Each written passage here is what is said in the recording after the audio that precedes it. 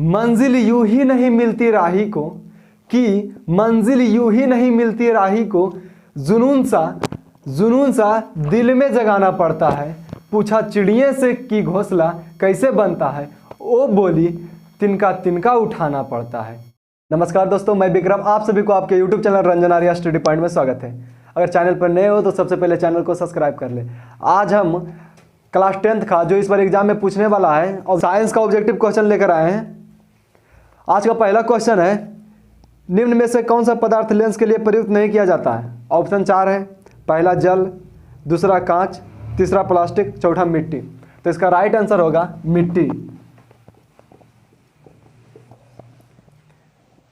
Next question कह रहा है कि निर्गत किरण और अभिलंब के बीच के कोण को कहते हैं।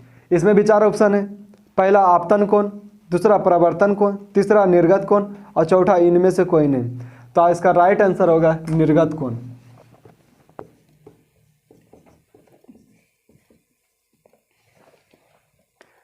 नेक्स्ट क्वेश्चन की ओर चलते हैं। कह रहा है किसी माध्यम में अपवर्तनांक का मान होता है।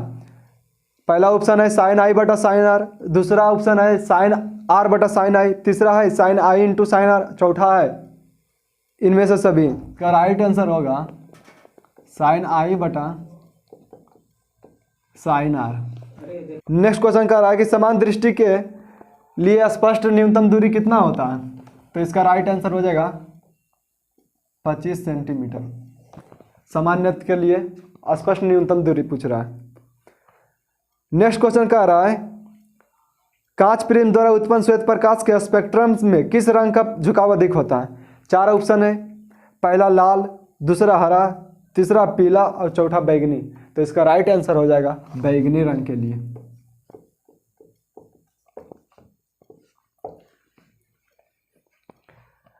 नेक्स्ट क्वेश्चन कह रहा है किस उपकरण में धन और त्वरण का चिन्ह नहीं होता है। पहला ऑप्शन है एम्पियर में, दूसरा वोल्ट मीटर में, तीसरा कुंडली में और चौथा विद्युत सेल में। तो इसका राइट आंसर होगा कुंडली में। किसमें? कुंडली में।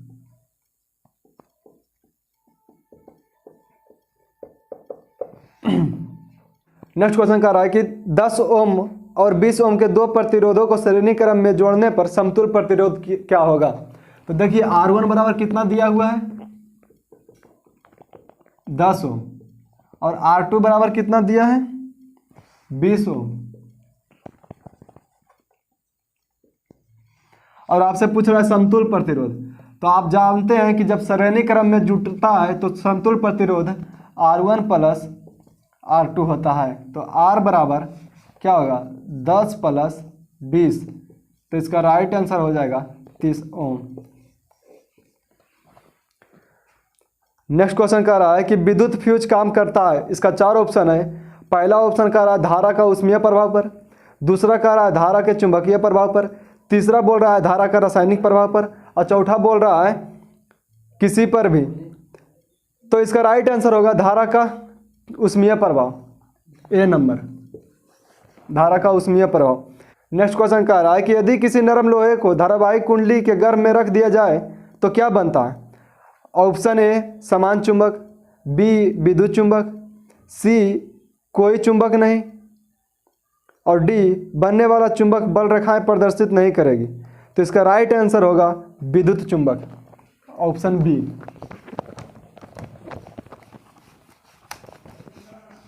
ऑप्शन बी विद्युत चुंबक।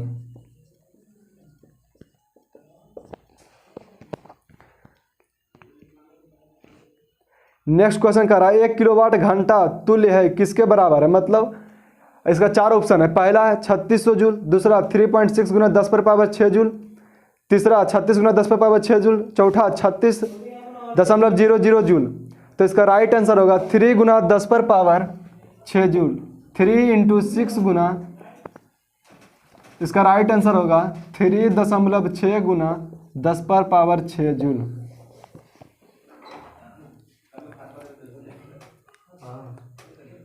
नेक्स्ट क्वेश्चन कह रहा है कि नाभिकीय ऊर्जा प्राप्त करने हेतु आवश्यक है।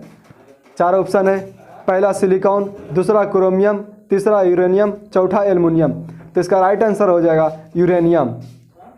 नेक्स्ट क्वेश्चन बोल रहा है कि भोजन का पचना तथा पकना किस प्रकार की अभिक्रिया है। तो यह क्या है, इसमें चार ऑप्शन है। अपचयन अभिक्रिया, दूसरा है ऊष्माक्षेपीय अभिक्रिया, तीसरा है उपचयन अभिक्रिया, चौथा विघटन। तो इसका राइट आंसर होगा उपचयन अभिक्रिया। नेक्स्ट क्वेश्चन कह रहा है कि समीकरण दिया हुआ है, देखिए Fe प्लस H2O बराबर Fe3O4 और प्लस क्या है H2 को संतुलित करने पर जल के अणुओं की संख्या, मतलब जब संतुलित कर लेंगे तो जल की अणुओं की संख्या पूछ रही है। चलिए हम इसको संतुलित करते हैं। संतुलित करने हम आपको बताए होंगे देंगे। चलिए हम इसको संतुलित करते हैं। देखिए क्या है, इसमें Fe कितना है, सिंगल है, लेकिन Fe कितना है, 3 है। इधर H2 कितना है, 2 है। चलिए H2 2 है, संतुलित है। इसमें ऑक्सीजन 4 है, लेकिन इसमें ऑक्सीजन 4 है नहीं है, तो इसको हम संतुलित करेंगे। देखिए क्या करते हैं, जब Fe 3 है तो हम इधर जब 3 लगा देंगे तो 3 Fe हो जाएगा।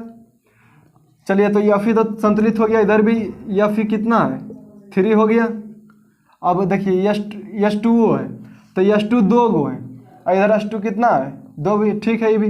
लेकिन यहाँ पर ऑक्सीजन 4 है और यहाँ पर ऑक्सीजन 1 है। जब यहाँ पर हम 4 लगाएंगे तो कितना, 4 ऑक्सीजन हो जाएगा, लेकिन हाइड्रोजन देख रहे हैं कितना हो रहा है, 4 दूनी 8 गो हाइड्रोजन हो रहा है। तो जब इधर हाइड्रोजन 8 हुआ तो हमको भी इधर भी हाइड्रोजन 8 करना पड़ेगा, तो हम यहाँ पर 4 लगा देंगे। तो क्या पूछ रहा था, जल में अणुओं की संख्या। तो जल में अणुओं की संख्या कितना आया, 4 आया। मिलाते हैं कि संतुलित हुआ कि नहीं। तो Fe देख रहे हैं 3 है, यहाँ देख रहे हैं हाइड्रोजन कितना है, 8 है, और ऑक्सीजन कितना है, 4 है। और इधर हम देखते हैं तो Fe कितना है, 3 है। हाइड्रोजन कितना है, इधर 4 दूनी 8 है, और ऑक्सीजन यहाँ कितना है, 4 है। तो देख रहे हैं कि Fe 3 इधर भी, Fe 3 इधर भी, H 8 है, इधर भी H 8 है, ऑक्सीजन 4 है, इधर ऑक्सीजन 4 है। तो हम समझ गए कि यह संतुलित हो गया है। जब संतुलित किए हैं तो जल के अणु कितना आया, 4। तो इसका राइट आंसर 4 हो जाएगा। नेक्स्ट क्वेश्चन चलते हैं। कह रहा है चीनी का आणविक सूत्र लिख देते हैं, C12H22O11 चीनी का आणविक सूत्र है। नेक्स्ट क्वेश्चन कर रहे हैं कि निम्नलिखित में किसे चाकू से काटा जा सकता है। इसमें 4 ऑप्शन है। पहला लिथियम, दूसरा कैल्शियम, तीसरा कॉपर, चौथा आयरन। तो हम इस ऑप्शन के हिसाब से लिथियम मारेंगे, इसका राइट आंसर ए हो जाएगा। नेक्स्ट क्वेश्चन कह रहा है कि हमारा शरीर का पीएच परास के अंदर कार्य करता है। कितने पीएच परास के अंदर कार्य करता है, ऑप्शन देखिए, सुनिएगा। पहला 0 से 6, बी नंबर 6 से 9, सी नंबर 9 से 11 और डी नंबर 7 से 7.8। तो इसका राइट आंसर हो जाएगा 7 से 7.8। नेक्स्ट क्वेश्चन की ओर चलते हैं। कह रहा है निम्न में से कौन आयनिक यौगिक है। देखिए आयनिक यौगिक पहचानने का हम एक ट्रिक आपको बताते हैं, एकदम जिंदगी भर नहीं भूलिएगा। तो चलिए हम बताते हैं। इसमें देखिए 4 ऑप्शन दिया हुआ है। कह रहा है निम्न में से कौन आयनिक यौगिक है। चारों ऑप्शन देते हैं आपके पास। पहला ऑप्शन बोल रहा है CH4, दूसरा है CO2, तीसरा है CaCl2 और चौथा है NH3। तो आयनिक यौगिक पूछ रहा है। आयनिक यौगिक आप तो डायरेक्ट रट लेंगे कि ये वाला होगा, लेकिन आपको बता देते हैं जो एग्जाम में आसानी से, अगर ए नहीं आया इसके जगह दूसरा कुछ है तो आप आराम से देखकर समझकर ऑप्शन टिक कर सकते हैं। तो चलिए हम आपको बताते हैं आयनिक यौगिक पहचानने का तरीका। आयनिक यौगिक पहचानने का तरीका है कि एक क्या रहना चाहिए, धातु और दूसरा अधातु का कॉम्बिनेशन। जैसे इसमें एक Ca और क्लोरीन, तो क्या है, Ca धातु है और क्लोरीन अधातु है। देखिए दोनों का कॉम्बिनेशन है, तो हम कह सकते हैं क्या, ये सब आयनिक है, आयनिक यौगिक है। बाकी क्या है, देखिए ये है क्या है, नाइट्रोजन है तो अधातु है, हाइड्रोजन भी अधातु है, कार्बन अधातु, ऑक्सीजन अधातु, इसमें भी कार्बन अधातु और हाइड्रोजन भी अधातु है। तो ये सब तो ऐसे ही छट जाएगा। क्या हम आपको बताए थे, एक धातु और एक अधातु रहना चाहिए, तो आयनिक यौगिक हम बोलेंगे। तो आप आराम से देखिएगा, धातु अधातु अधातु जुटल है, काट दीजिएगा हाथ से। धातु धातु भी नहीं रहना चाहिए, अधातु अधातु है जुटल, इसको हटा देंगे, जो बच गया धातु और अधातु, इसको राइट आंसर कर देंगे। तो इसका राइट आंसर हो जाएगा इस ऑप्शन के अनुसार CaCl2। नेक्स्ट क्वेश्चन कर रहा है कि निम्नलिखित में से कौन उपधातु है। ऑप्शन है पहला Fe, दूसरा Cu, तीसरा Ni और चौथा Sb। तो इसका राइट आंसर होगा Sb। नेक्स्ट क्वेश्चन कर रहा है प्रथम कार्बनिक यौगिक यूरिया का संश्लेषण किसने किया था। ऑप्शन ए कोल्बे ने, दूसरा बोहर ने, तीसरा बर्जिलियस ने और चौथा इनमें से कोई नहीं। तो इसका राइट आंसर होगा बोहर ने। किसने किया था, बोहर ने।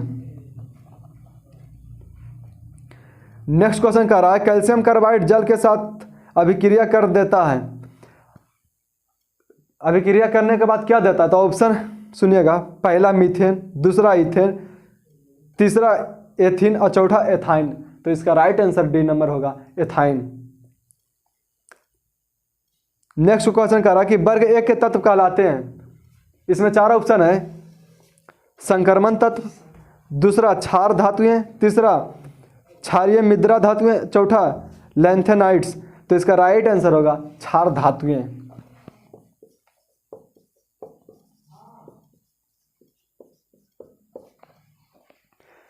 कह रहा है पादप में एंजाइम उत्तरदायी होता है। ऑप्शन सुनिएगा, पहला कह रहा है जल वाहन, जल का वाहन, बी नंबर बोल रहा है भोजन का वाहन, सी नंबर बोल रहा है एमिनो अम्ल का वहन और डी नंबर बोल रहा है ऑक्सीजन का वहन। तो इसका राइट आंसर होगा जल का वहन। कह रहा है कि मानव शरीर में सबसे लंबी कोशिका कौन सी है। इसमें चार ऑप्शन है, रक्त कोशिका, बी नंबर मांसपेशियां, सी नंबर तंत्रिका कोशिका और डी नंबर सभी। तो इसका राइट आंसर हो जाएगा तंत्रिका कोशिका। नेक्स्ट क्वेश्चन कह रहा है कि फूल में नर जनन अंग होता है। ऑप्शन सुनिएगा, पहला बोल रहा है पुंकेसर, दूसरा अंडप, तीसरा बोल रहा है वर्तिकाग्र और चौथा वर्तिका। तो इसका राइट आंसर हो जाएगा पुंकेसर। क्या, पुंकेसर। नेक्स्ट क्वेश्चन कह रहा है प्राथमिक उपभोक्ता कहलाती है। तो इसमें चार ऑप्शन है, शाकाहारी, मांसाहारी, सर्वाहारी और अपघटक। तो प्राथमिक उपभोक्ता जो कहलाती है, क्या कहलाती है, शाकाहारी। नेक्स्ट क्वेश्चन कर रहा है पक्षी और चमगादड़ के पंख है। तो इसका राइट आंसर हो जाएगा, इसमें चार ऑप्शन है तो इसका राइट आंसर हो जाएगा समजात अंग। नेक्स्ट क्वेश्चन कर रहा है कि ओजोन के एक अणु में परमाणु की संख्या होगी। तो इसके एक अणु में परमाणु के 3 संख्या होती है। इसका राइट आंसर हो जाएगा 3। नेक्स्ट कह रहा है कि पेट्रोलियम का उपयोग होता है। चार ऑप्शन है, सुनिएगा। ऑप्शन पहला कह रहा है मोटर वाहन में, जलयान में, वायुयान में और इनमें से सभी। तो जो पेट्रोलियम का उपयोग होता है तो इनमें से सभी होगा। नेक्स्ट क्वेश्चन कर रहा है कोयला का मुख्य स्रोत होता है। ऑप्शन है जलीय जीव, पौधा, चट्टान, सभी। तो इसका राइट आंसर बी मारिएगा, पौधा।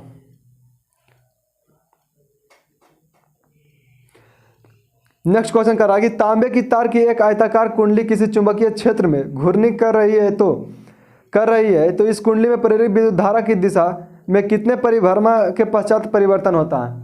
ऑप्शन सुनिएगा, पहला बोल रहा है 2, फिर बी नंबर में बोल रहा है 1, सी नंबर में बोल रहा है आधा और डी नंबर में बोल रहा है 1/4। तो इसका राइट आंसर हो गया आधा।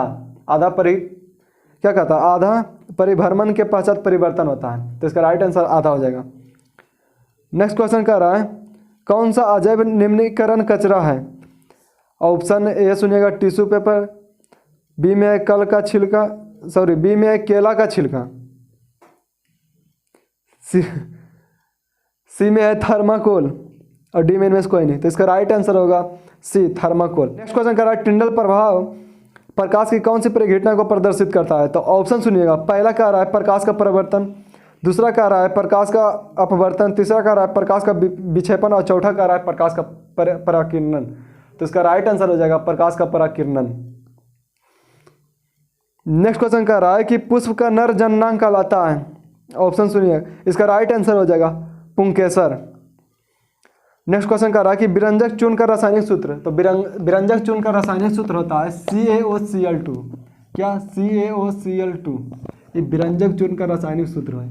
आज का वीडियो बस इतना है। अगर वीडियो अच्छा लगे और ट्रिक अच्छी लगी तो एक बार वीडियो को जरूर शेयर कीजिएगा और चैनल को एक बार फिर से सब्सक्राइब कर दीजिएगा और दोस्तों के साथ आप अपने इस वीडियो को जितना से जितना हो सके शेयर कीजिएगा।